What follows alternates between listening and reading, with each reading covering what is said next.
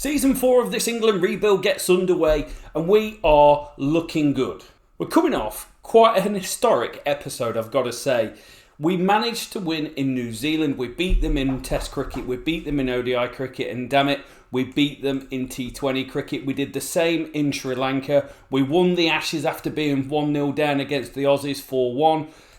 We also played in the World Cup, but we don't want to talk about that. We want to show you the Test World Championship, which we sit 9-1 on. Looks like dropping Ben Stokes and Joe Root has turned out quite well several years later and somehow still got my job. But the future's bright across multi-format. In Test cricket, we just put up a 31 batting average last year. We're averaging 37 this year. In ODI cricket, we've averaged 41, 31 and now 36 this year.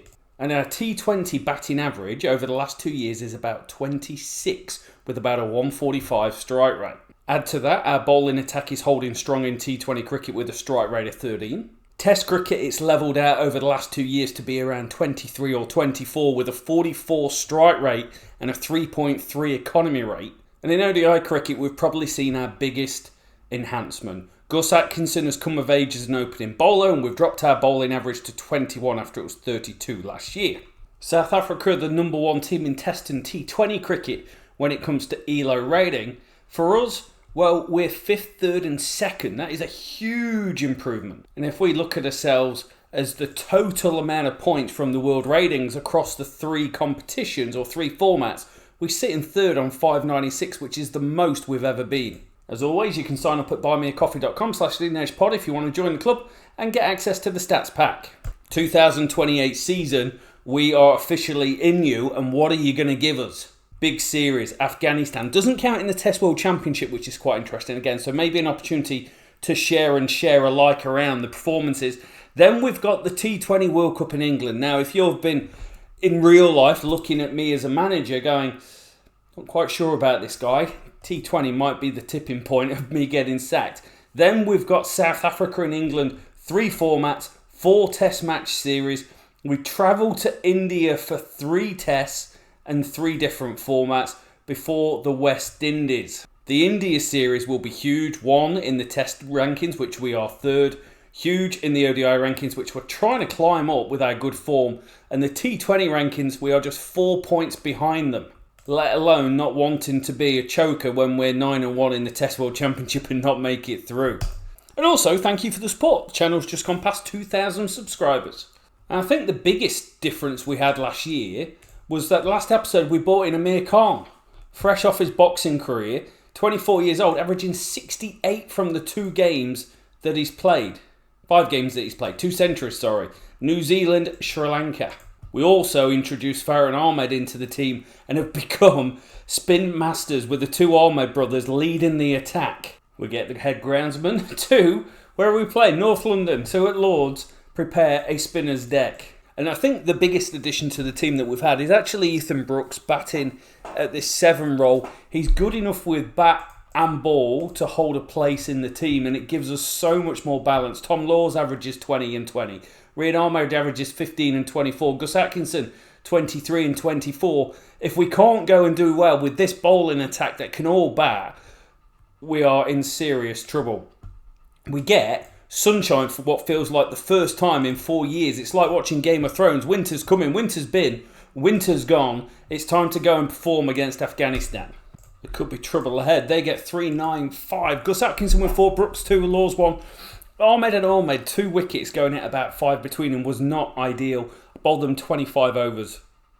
They were bowling at Ilham and Amazi and they batted beautifully for 137. So I feel like this is quite a good position Afghanistan's put themselves in.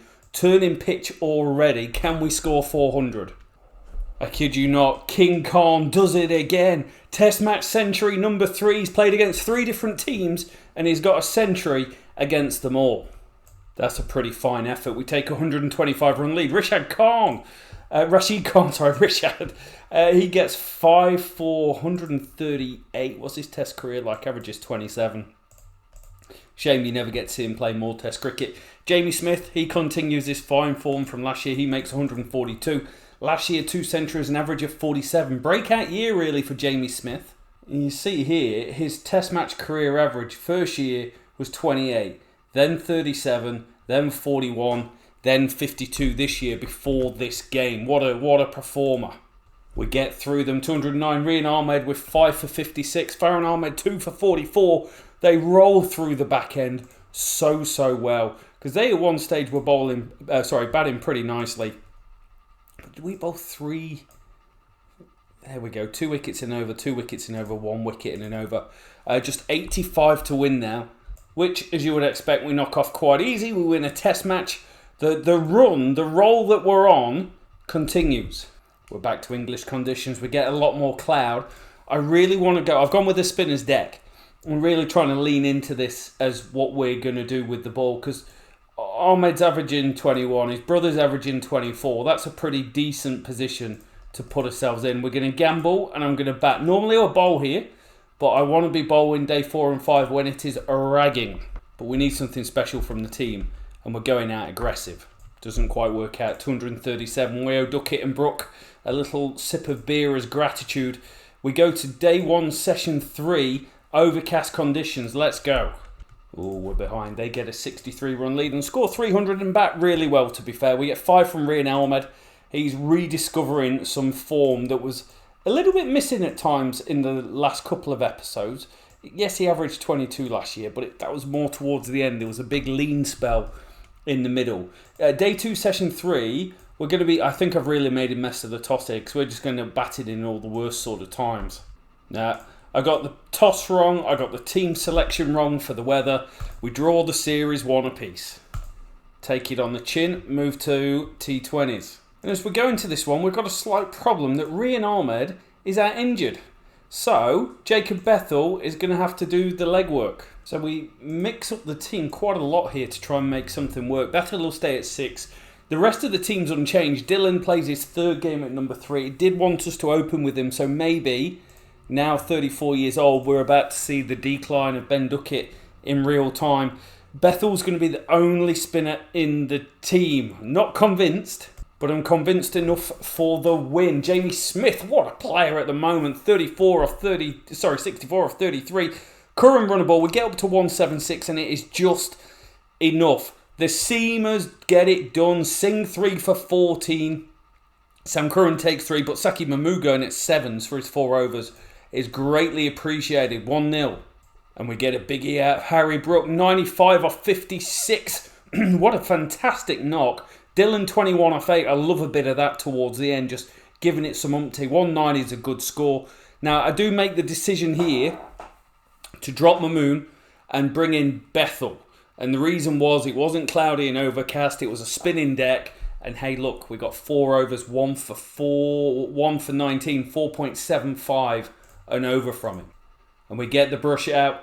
We bowl them out for 169. This bowling attack is pretty special, I tell you, because we keep bowling teams out in T20 cricket. Brooks 2 for 22 was probably the pick of the bowlers. Big Will Smeed, 75 off 55, fantastic.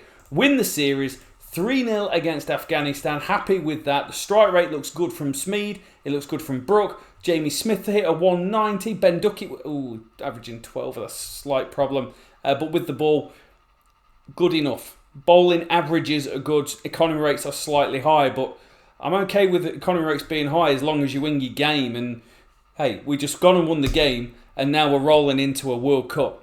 World Cup squad. I was just about to bring Liam Dawson in as the backup spinner due to his 7.79 economy rate in the previous season, but he's not available. We're going in without Rian Ahmed, who is 6 days he's going to be out, so he'll probably just miss the 1 game, but at least we've given it some time with Bethel. We've blooded him in. He's bowled 60 overs. It's only less than half of Rian Ahmed with some poor maths. And it is time. World Cup time. Can we be better than last time? Just looking at our batting from the last World Cup, we got knocked out at the group stage really poorly. Ben Duckett was really good with a 179 strike rate. Harry Brook was really good with a 158. And then there was just a shower of stuff that did not work at all. You can see from the balls per out along the bottom, strike rate on the right. Duckett and Brook way at the top. Then you've got people like Jamie Smith was abysmal. 106 strike rate, 17 runs in 4 innings. Will Jacks played, he was poor. Jacob Bethel played, he was poor. Josh Butler got a game. Likewise with the ball, the economy rates were shocking. Will Jacks went at 14, Bryden Coss at 12s. The brunt of the bowling, Rian Ahmed went quiet, 5 wickets. Atkinson, 5 wickets, both averaging mid to late 20s. Strike rates were poor, 1 wicket every 3 overs, and economy rates nearing 9s. Jofra Archer went at almost 10s. We spoke a lot at length about our redemption arc last episode, and we're not like the little brother that's going to get knocked around anymore. 20 wins, 14 losses in this format, 55% win percentage. The T20s guide, read it and weep. 3, 4, 5, 6, 7 wins on the trot, 8 from the last 10, 1 loss in the last 15. 4 losses was 16 and 4. Okay, let's just do math. 16 and 4 in the last 20 games. This group stage is going to look a lot better shortly, I believe. Where's Joe Hendry when you need him? We get a spinner's deck. Rian Ahmed's back. We've got spinner. We've got Bethel as a second spinner, and we've got our batting lineup ready to roll. Let's go, Ireland. As we roll through Ireland, Jacob Bethel 3 for 11. We don't need Rian Ahmed here because we bowl them out. Well, it's reduced to 11 overs. We don't bowl them out. It's 96 for 6, but we knock them off abruptly. Struggle a little bit. Jamie Smith's abysmal World Cup record continues, but Will Smeed, 45 off 27, does the damage. We get across, we knock them off. That's all we've got to do. You've just got to win. You've got to beat Ireland, Bermuda, Uganda. Are you good enough to do that? Before you get there, you've got to beat Australia on a very wet sort of pitch. So what I'm actually going to do is take Saqib Mahmood into the team. We're going with 5 seamers for these conditions. 5 seamers is all you need. Some say it's Love, but you may be watching Love Actually singing along. 6 for 8 for Gus Atkinson. The World Cup hoodoo for him is over. This team is legit. Ethan Brooks 2 for 32. 1 for Saqib Mahmood. What a player to have just come into your team. The batting lineup continues to struggle, but we're just good enough to get along the line. Big Tim Dillon, 26 off 20, gets it through. We're 2-0. As now we go up against Bermuda. We get a seamers deck, overcast. Rian Ahmed stays on the bench. And we actually have a pretty decent tussle on our hands. Ben Duckett, 33 off 12, is brutal at the top. Our run rate is excellent, so is theirs. But the first few overs are absolute carnage, despite wickets going around 4-6, 6-4, 4-4, 4-6. It's all going off. 37 for Dillon, 32 for Bethel, 28 for Brooks, having that batting down the end. And we just managed to get across the line. Again, they play really well. Roll Stanton gets some runs, Thompson with runs, but backup bowlers, Curran, Singh, Mahmood, good enough. 3 wins, 1 more win. Well, 1 more win and we're definitely in. I'd be surprised if we get knocked out here, but never say never with this team. Just a brief reminder that in the World Cups we've played, group stage of the T20 World Cup, group stage of the ODI World Cup. Oh, and if you really want to add to it and be finicky, if you just really want to get on my case, we'll get the right word out there eventually. 2 group stages in the Test World Championship. Uganda, let's have it. What have we got? We've got overcast again. We're going with no spin. But the seamers are getting it done. In my How to Play T20 Cricket on the Game video, I talk about the need. You don't have to have a million different types of different bowlers to be successful. And here, we've got a left armour and a few other bits, but it seems to be working out all right. We go through, we get Pakistan, New Zealand, India in our group. Any surprises? Zimbabwe went 0-4. Bangladesh are out, New Zealand, South Africa through, England, Australia through, Sri Lanka, Pakistan. So no real mad shocks going on, but we have a serious group on. And what pitch do we get? Again, we get another seaming pitch, a bit of overcast conditions. Let's just look at the World Cup. We're getting another Jamie Smith special at the World Cup. Averaging 6 with a 108 strike rate. It's quite incredible considering just how good he's been outside of this competition, particularly last year, 170 strike rate. Duckett, 188, man for the moment. Will Smeed, 23 average, 164. Dillon averaging 52 with 114. Bethel's got a 97 strike rate. Quite incredible. Let's go beat India. And we do. By 3 runs. We lose Duckett. We're 2 for 36. Jamie Smith can't bat in World Cups, but Will Smeed's blockhead can. 68 off 38. 11 boundaries. 1-6. What a performance. Bethel just enough. Sam Curran, a 200 strike rate for his 31. It lifts us up. It raises us up at the end. An excellent finish. And India fall 3 runs short. Why? Because we get them 9 down and we take wickets. That's why strike rate can be king in this format. King of the North. Ethan Brooks, 2 for 28. Gus Atkinson, 2 for 35. Partnerships, 33 of 56. We were looking in danger. And India just towards the end, they were ahead of the game. But 1, 2, 3, 4, 5 wickets. Get it done. That's interesting. New Zealand, Pakistan abandoned. What does that do? Whew. It makes it tight. Put it that way. All we can control is our game and our performance. And we've got 1 win to go to make it through. We do get a spinner's deck, but we get overcast conditions again. And I think I'm going to stick with what's working. Saqib Mahmood in this role as like the 4th or 5th bowler. 5 wickets at 18, 7.5 economy rate. Jacob Bethel's only bowled 2 overs the entire tournament. Rian Ahmed hasn't bowled but played 1 game.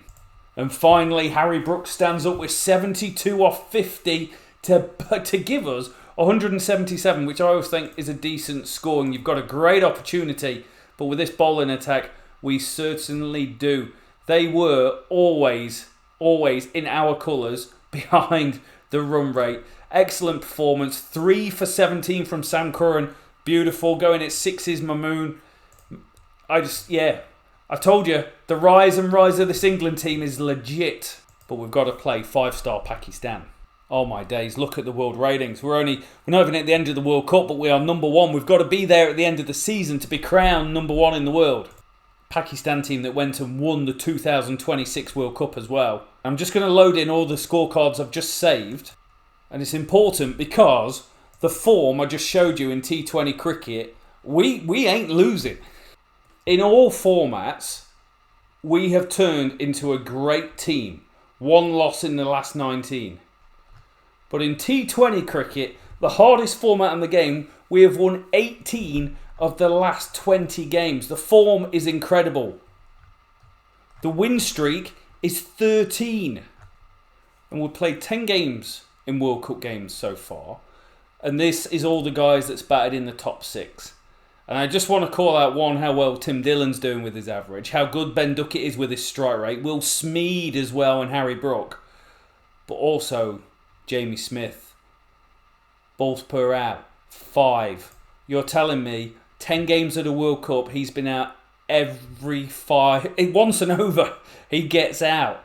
Balls per boundary, 6. That's really high. That's not a good place to be. Let's keep the good times rolling against Pakistan. We can't do it. We lose. 171. 87 of the finest from Will Smeed.